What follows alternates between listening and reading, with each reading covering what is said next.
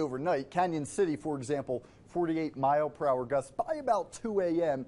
Some good news, perhaps. A majority of the I-25 corridor in El Paso and Pueblo County will miss the worst of the winds, but it's as you hug the foothills, we do see 65 to 75-mile-per-hour gust potential, and that does linger once again tomorrow. You see right here for the Sangres, the Wets, as well as the La Vida.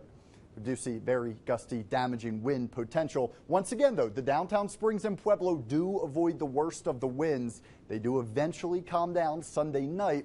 It's the last of the winds we need to worry about. Just a hyper zoom of the winds tomorrow at 9 a.m. out the door. 61-mile-per-hour gust in Canyon City, 57 Manitou Springs, 52 Woodland Park. This is our corridor where we do see the strongest gusts, which will have the ability to cause just some damage. It's not life-threatening winds necessarily, but it's something we will monitor. Here's our overall pattern. Winds depart Sunday, so does the colder air. Improving conditions, if you don't like the weather we have seen, begins by Monday, and get this. Wednesday, we're talking temperatures really surging into the 60s and 70s, but it's cool once again tomorrow. 47, the anticipated high in the Springs, 53 in Pueblo, low some mid-50s as you do head out towards the plains. So this is a day that we see temperatures return to seasonal values. It's an average day right where we should be for this time of the year, but do keep in mind, winds are whipping. Now, the second factor of this system, windy across the Front Range, well, pretty heavy snow if you're traveling the I-70 corridor or headed towards the high country. Snow cranks overnight tonight, lingers throughout the morning hours tomorrow. Here's one feature we will keep a close eye on. We will get a band of snow that looks to develop somewhere near the downtown Springs area and Teller County.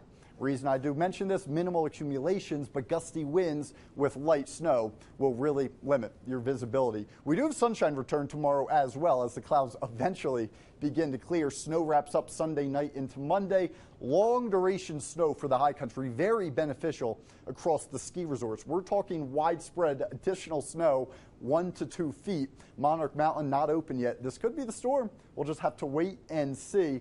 This is the temperature trend. A lot of happy people, I do think, with this. Look at this. Wednesday, 66 degrees, almost 20 degrees above where we typically are for this time of the year. So very comfortable conditions, but I'll tell you what we do watch. See Friday to Saturday, that big pattern change. Well, our next low pressure system looks to impact the region. It's far out, but we will watch, at least with the storm signal present, our next potential snowstorm as we're wrapping up the work week next week. Could be a nice little system for the middle of December. Taking a look at your 7-day forecast right now across the board, we watch for that light snow tomorrow. The downtown Springs is included, and then we're calm for the remainder of the week. We do have some snow chances again, though, Friday into Saturday. After we get through the winds and this little system tomorrow, we will be keeping an eye on our next system. More details really tomorrow. Comfortable 68 Wednesday and Thursday in Pueblo.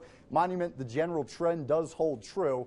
Comfortable conditions by the middle of the work week. We're keeping a close eye Friday to Saturday time frame. At this point, the weather could get unsettled. Woodland Park could see some snow tomorrow with the wind. I would advise staying off the roads when that light band does move through. Otherwise, we calm down through really much of the week, guys, till the back half of next week. So for those of you